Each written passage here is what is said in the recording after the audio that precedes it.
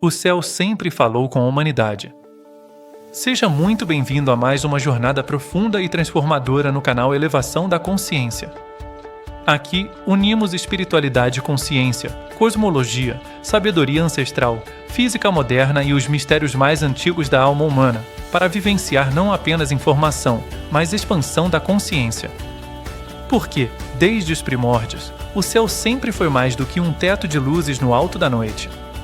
Ele foi um livro, um espelho, um mapa, uma narrativa que acompanha nossos passos, nossos símbolos, nossos medos, nossos sonhos e nossa evolução. Não estamos aqui para te convencer de uma crença.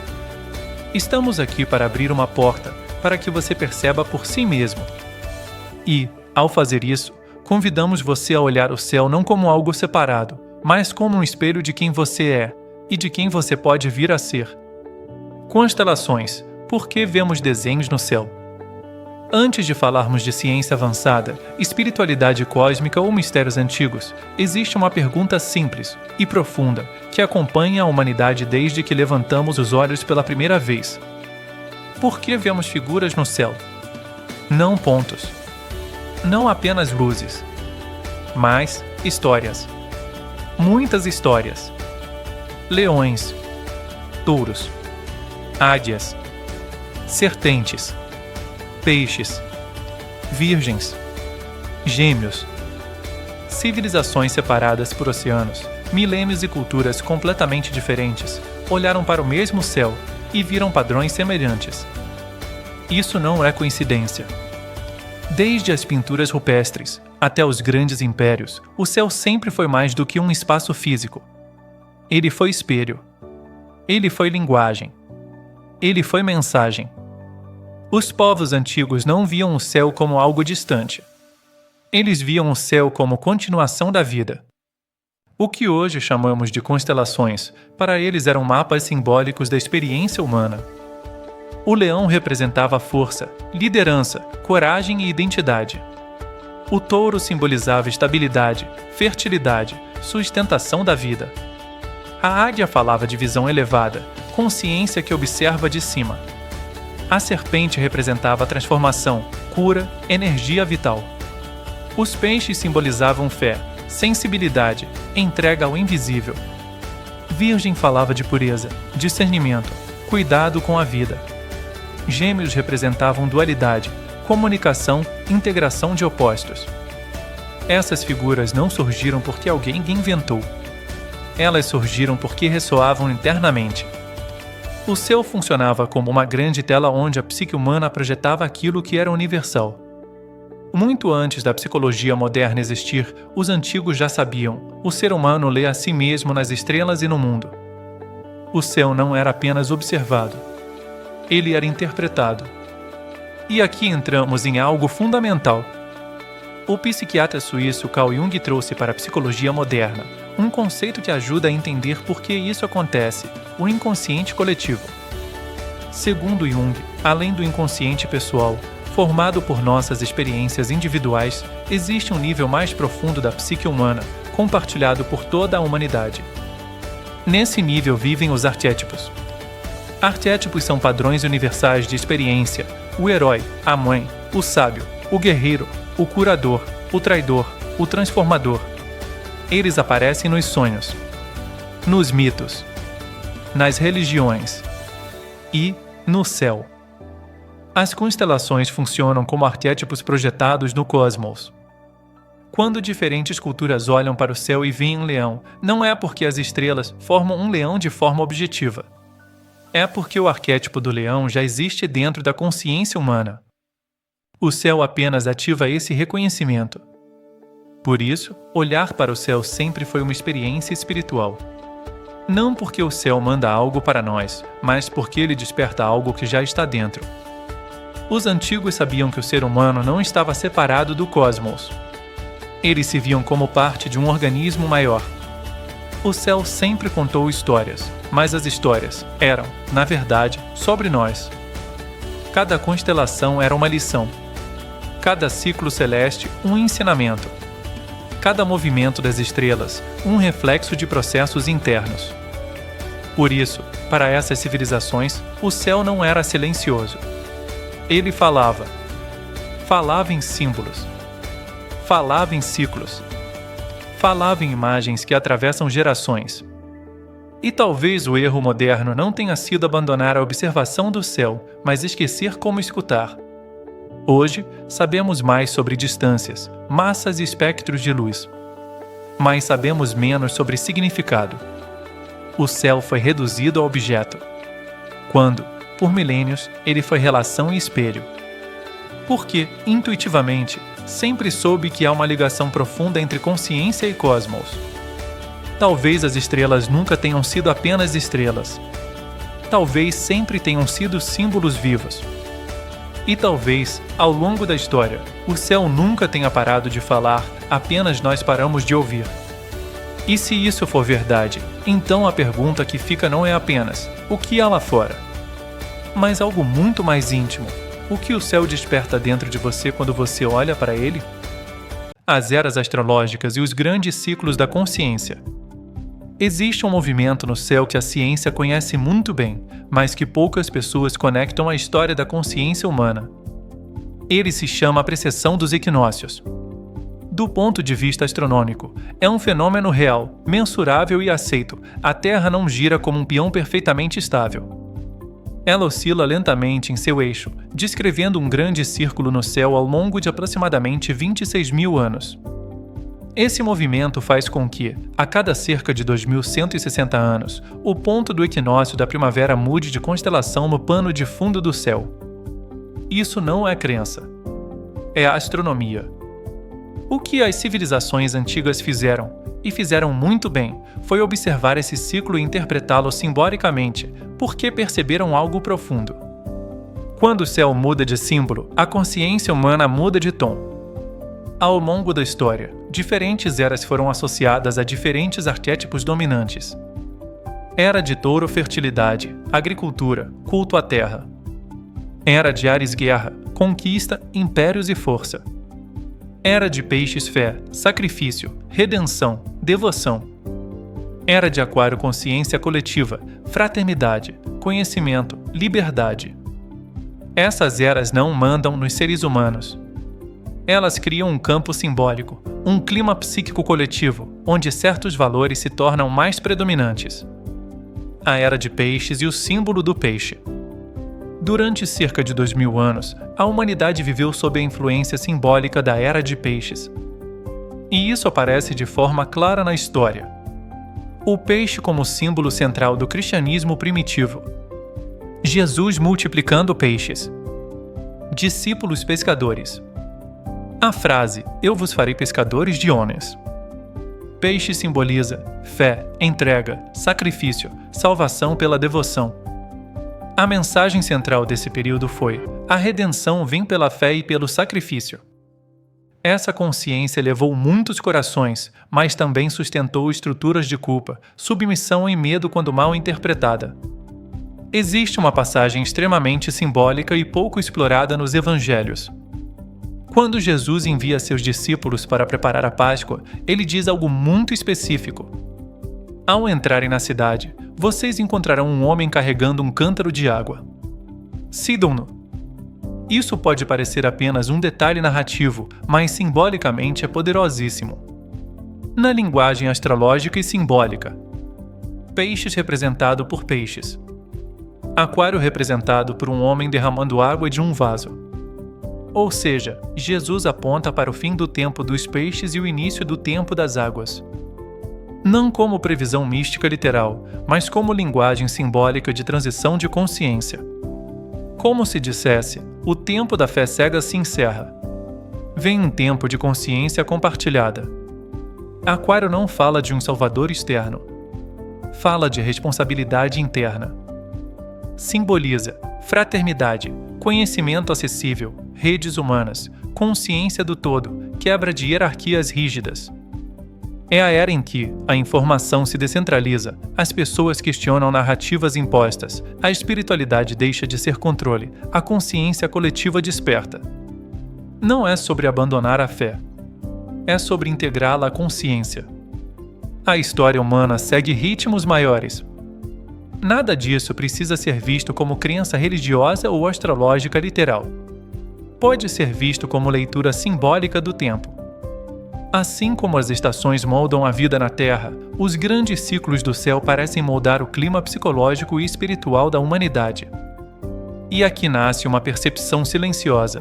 Talvez a humanidade não esteja em colapso. Talvez esteja atravessando uma mudança de era.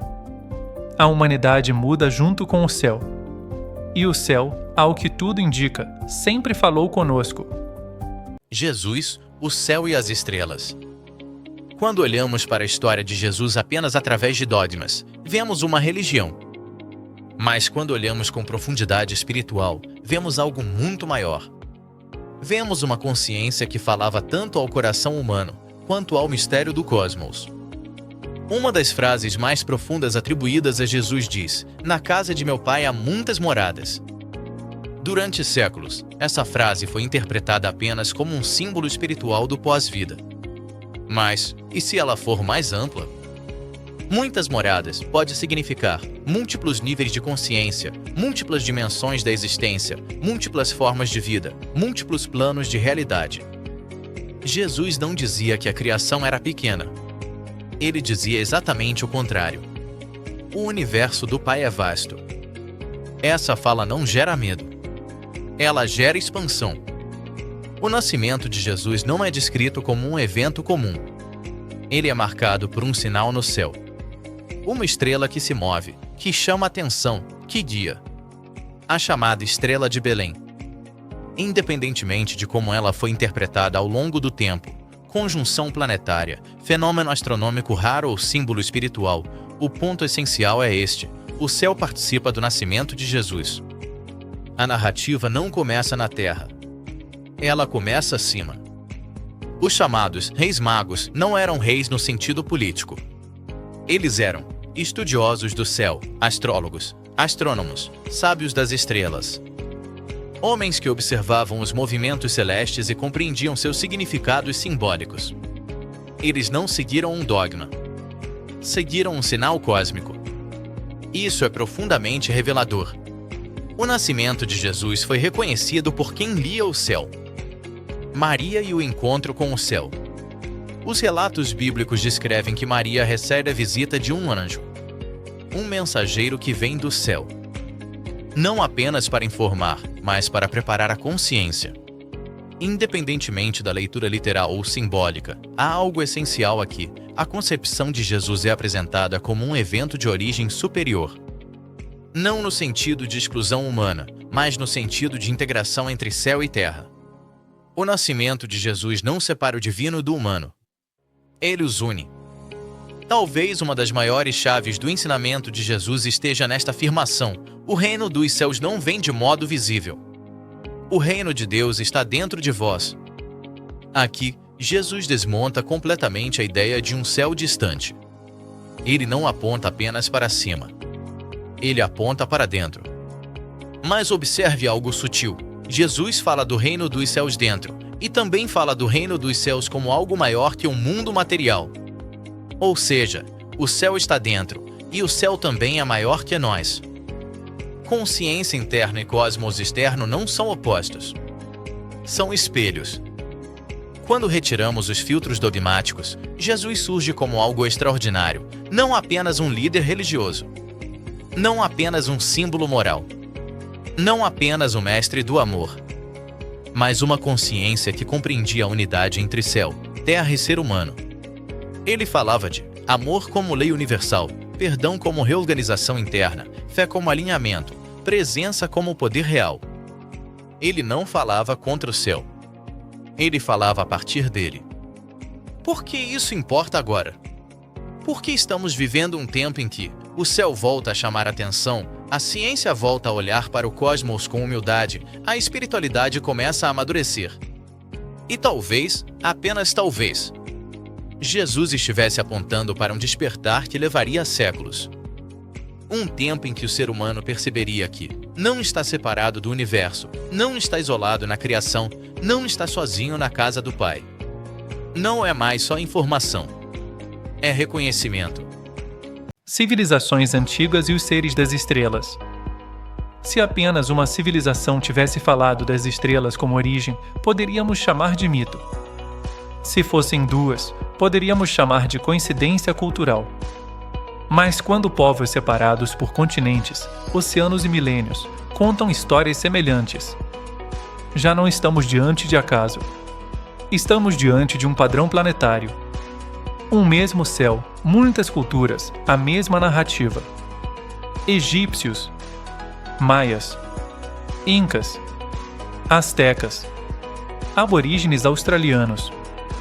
Nenhum contato entre si. Nenhuma língua em comum. Nenhuma tecnologia compartilhada.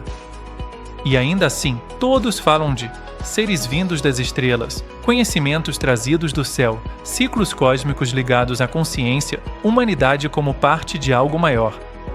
O céu, para eles, não era distante. Era a origem. Egito Antigo, Sírios, Órion e a imortalidade. No Egito, as estrelas não eram apenas decoração do céu. Elas eram portais de consciência. As pirâmides alinhadas com o cinturão de Órion. A alma do faraó retornando às estrelas após a morte.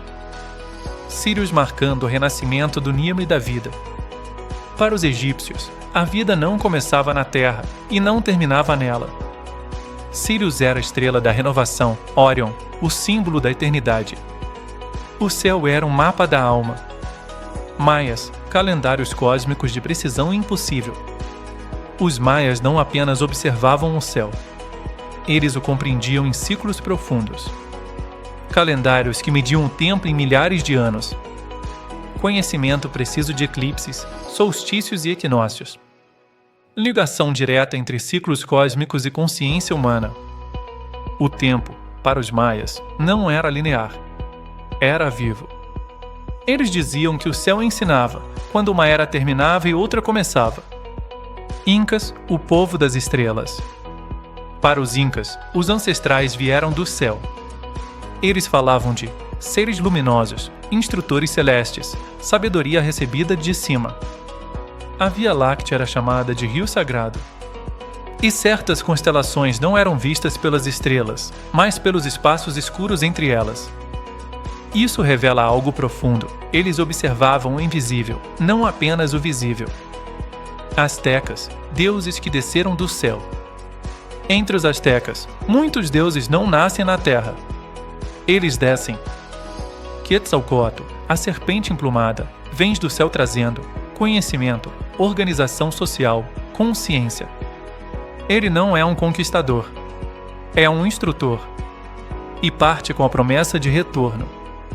Mais uma vez, o céu como origem da sabedoria. Aborígenes australianos, o tempo do sonho. Para os aborígenes, o mundo foi moldado por seres vindos das estrelas. Esses seres caminharam pela terra, criaram rios, montanhas e leis espirituais. O tempo do sonho não é passado. É um campo eterno, sempre acessível. O céu não é longe. Ele está entrelaçado com a terra. Quando observamos essas culturas, algo chama atenção. As mesmas estrelas aparecem repetidamente: Sírios, Órion, Pleiades. Por quê? Por que exatamente essas regiões do céu? Não sabemos com certeza. Mas sabemos isto: o padrão é global. E o simbolismo é consistente. Não é prova literal, é padrão de consciência. Aqui é importante ser claro e responsável. Não estamos afirmando, vieram naves. Houve contato físico comprovado. Estamos observando algo mais sutil e mais profundo. A humanidade sempre se percebeu conectada ao cosmos. Essas histórias não falam apenas de estrelas externas. Elas falam de uma origem comum. De uma memória ancestral que talvez não seja só cultural, mas consciencial. O padrão que não pode ser ignorado. Quando culturas isoladas dizem a mesma coisa, apontam para o céu, falam de instrutores estelares, ligam estrelas à consciência. A pergunta muda. Não é mais, será que isso é verdade?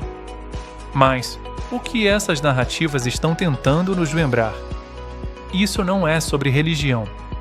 Não é sobre crença. Não é sobre fantasia. é sobre memória humana profunda. E algo começa a ecoar internamente. Talvez nunca estivemos tão separados do céu quanto nos ensinaram. Ciência moderna confirmando saberes antigos. Quando a razão começa a alcançar o que a alma sempre soube. Durante séculos, ciência e espiritualidade caminharam como opostas. Uma dizia, prove. A outra dizia, sinta. Mas algo silencioso começou a acontecer. A ciência moderna, ao investigar profundamente a realidade, passou a encontrar exatamente aquilo que as tradições antigas sempre apontaram, usando outra linguagem. Não símbolos, não mitos, mas dados. Somos feitos das estrelas, literalmente. Hoje isso não é poesia espiritual, é astrofísica.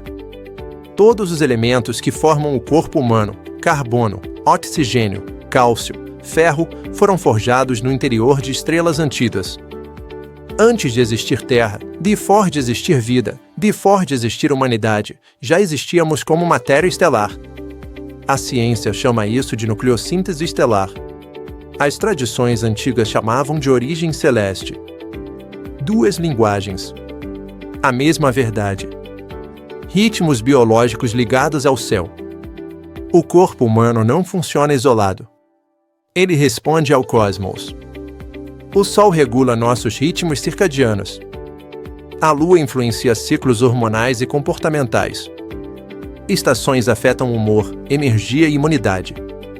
A biologia moderna confirma: somos organismos sincronizados com ciclos cósmicos. Antigos povos sabiam disso. Plantavam, colhiam, curavam e celebravam de acordo com o céu. Hoje chamamos isso de cronobiologia. Antes, chamava-se sabedoria natural. O planeta Terra possui um campo magnético vivo. E o corpo humano também. O coração gera o maior campo eletromagnético do corpo. O cérebro opera por campos elétricos e ondas. Células se comunicam por sinais eletromagnéticos sutis. A física moderna afirma: não somos apenas matéria sólida, somos campos em interação. Tradições antigas diziam: o ser humano possui um campo energético. Mais uma vez, a ciência não nega, ela reformula. O universo não é vazio. Durante muito tempo, acreditou-se que o espaço era um grande nada. Hoje, a física diz algo muito diferente: o vácuo está cheio de energia. Campos quânticos permeiam tudo. Partículas surgem e desaparecem do nada. O universo é um campo vivo, vibrante, interconectado. O que o místico chamava de éter, a ciência chama de campo quântico. Não é vazio, é presença. A ciência moderna consegue explicar como o cérebro funciona, mas ainda não consegue explicar o que é a consciência. Ela não está localizada em um ponto específico. Ela não é reduzível a um neurônio. Alguns cientistas começam a considerar a consciência pode ser um campo, não um subproduto. Exatamente o que as tradições espirituais sempre disseram. Quando ciência não diminui, ela amplia. A espiritualidade deixa de parecer crença. E a ciência deixa de parecer fria. Elas começam a se complementar. A ciência oferece linguagem, método e validação. A espiritualidade oferece sentido, profundidade e integração. Nenhuma precisa anular a outra. O equilíbrio surge aqui. Talvez espiritualidade e ciência nunca estiveram em guerra, talvez sempre falaram da mesma realidade, apenas com idiomas diferentes. Aproveite esse momento. Se inscreva no canal Elevação da Consciência, curta, comente e compartilhe essa mensagem para que mais pessoas possam ter acesso. E para quem deseja aprofundar em uma transformação pessoal no dia a dia, indicamos o e-book 33 Práticas Científicas de Meditação, Respiração e Presença. Um guia totalmente acessível para reduzir a ansiedade, desenvolver presença, fortalecer o equilíbrio emocional e ampliar a consciência de forma natural. O link está na descrição do vídeo. Nosso trabalho é movido por amor, estudo, dedicação e vivência. E você pode fazer parte disso de forma ativa.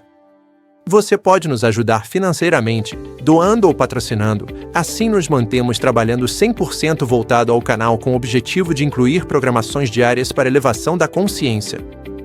Sua contribuição faz uma enorme diferença. Nosso PX está na descrição. Gratidão enorme por sustentar esta obra com sua luz. Contatos, mensageiros e simbolismo cósmico. Desde o início da história humana, algo atravessa culturas, continentes e épocas.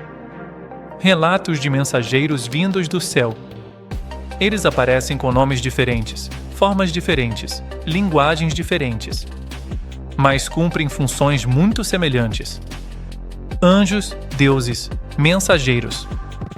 Em quase todas as tradições, encontramos figuras que descem do céu, transmitem mensagens, orientam, alertam ou curam, e não pertencem totalmente a este mundo. No cristianismo, são chamados de anjos.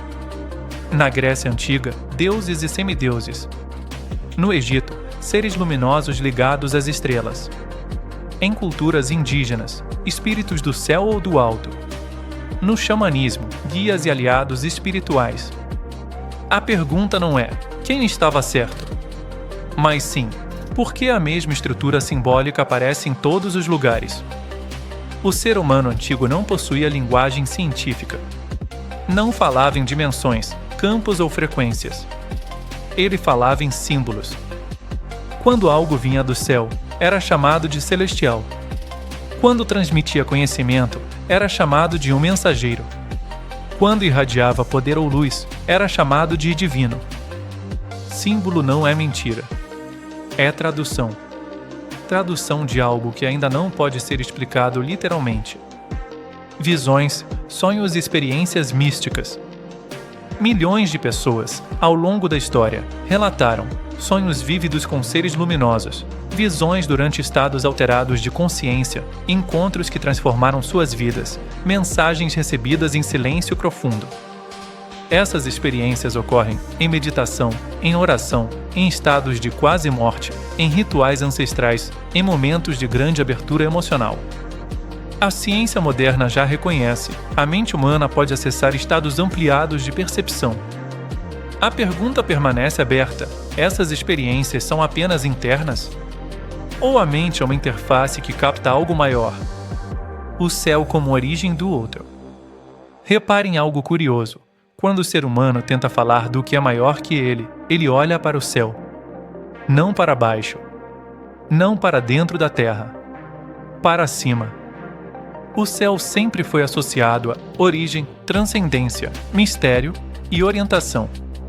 Talvez porque o céu represente aquilo que ainda não dominamos. O desconhecido. O outro. Símbolo ou literalidade. Aqui é onde muitas discussões se perdem. Alguns dizem, tudo é simbólico. Outros dizem, tudo é literal. Talvez ambas as posições sejam limitadas. E se parte for simbólica e parte literal? E se o símbolo for a linguagem possível para algo que ultrapassa a nossa compreensão da época? O cuidado com as certezas. Este documentário não afirma que anjos são extraterrestres, que deuses eram visitantes espaciais, que tudo é fantasia psicológica. Ele faz algo mais honesto, questiona. Porque o mistério não pede criança cega. Ele pede consciência aberta. O que importa não é quem veio, mas o que foi transmitido. Independentemente da origem literal, as mensagens são surpreendentemente parecidas. Ame. Cuide. Evolua. Desperte. Viva com ética. Lembre quem você é. E se nunca tivemos estado sozinhos? Depois de atravessarmos constelações, eras, símbolos, civilizações e ciência, chegamos a um ponto inevitável. A pergunta final não é mais sobre o céu. É sobre nós. Durante muito tempo, aprendemos a imaginar o universo como um espaço vazio, pontilhado por objetos isolados. Mas essa visão começa a se desfazer. A ciência moderna descreve um cosmos interconectado por campos, onde nada existe verdadeiramente separado. Galáxias se organizam em redes. Estrelas nascem de relações gravitacionais. A vida emerge sempre que há equilíbrio entre energia, informação e tempo. Nada surge sozinho. Nada evolui isolado. Talvez o universo não seja um amontoado de coisas, mas um sistema vivo em constante relação consigo mesmo. Existe um ponto curioso onde ciência e filosofia se encontram. Para falar do universo, precisamos de um observador. Mas o observador também é parte do universo. A consciência observa a realidade. Mas a própria realidade só se manifesta quando observada. Isso cria uma pergunta profunda. E se a consciência não for um subproduto da matéria, mas uma característica fundamental do próprio cosmos? Não algo mágico, mas um princípio organizador. Consciência observando consciência. O universo percebendo a si mesmo através de múltiplas formas. Se isso for verdadeiro, mesmo que em parte, então a humanidade não é um acidente perdido no espaço. Somos continuação. Os mesmos elementos das estrelas formam nosso corpo. Os mesmos ciclos cósmicos regulam nossos ritmos biológicos. Os mesmos campos invisíveis influenciam matéria, vida e mente. Talvez nossa função não seja conquistar o universo, mas participar conscientemente dele. A ideia de que estamos sozinhos no universo é recente. E, curiosamente, ela não surge da matemática, surge do medo. Do ponto de vista estatístico, em um universo com centenas de bilhões de galáxias, cada uma com bilhões de estrelas, a solidão absoluta não é a hipótese mais provável. Mas o ponto aqui é ainda mais profundo. A verdadeira solidão não é física. É existencial. Ela nasce quando nos percebemos separados do todo.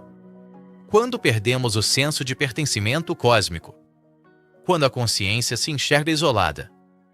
Talvez, provavelmente, nunca tenhamos estado sozinhos. Talvez apenas tenhamos esquecido como nos reconhecer como parte. Se o universo é vivo, se a consciência é um campo, se tudo está interligado. Então a pergunta final não é: estamos sozinhos no cosmos? A pergunta é: quem nos tornamos quando lembramos que pertencemos a ele? O céu nunca deixou de falar. Ele falou através dos ciclos. Das estrelas, dos símbolos, das histórias antigas, da ciência que agora começa a escutar de novo. Talvez o céu não fale em palavras. Talvez fale em presença. E talvez, neste momento da história humana, em meio a tantas mudanças, crises e transições, o céu esteja apenas repetindo, em silêncio, a mesma mensagem de sempre. Você não está separado. Você nunca esteve. A pergunta agora não é se o céu fala. É se estamos, finalmente, prontos para escutar. Gratidão por chegar até aqui. Se você deseja viver uma transformação no dia a dia, com bases científicas e espirituais, com simplicidade e constância, conheça o livro The Book, 33 Práticas Científicas de Meditação, Respiração e Presença. Um guia totalmente acessível para reduzir a ansiedade, desenvolver presença, fortalecer equilíbrio emocional e ampliar a consciência de forma natural. O link está na descrição. Nosso trabalho é movido por amor, estudo, dedicação e vivência. E você pode fazer parte disso de forma ativa. Seu apoio financeiro nos ajuda a nos manter trabalhando 100% voltado ao canal com o objetivo de ter programações diárias. Nosso PX está na descrição do vídeo. Sua contribuição faz uma enorme diferença. Gratidão por sustentar esta obra com sua luz. E não se esqueça. Inscreva-se no canal Elevação da Consciência Curta, comente e compartilhe para que mais pessoas possam refletir sobre este momento histórico. Assista a outros vídeos no canal. E ative o sininho para acompanhar os próximos conteúdos. Somos uma imensa família universal.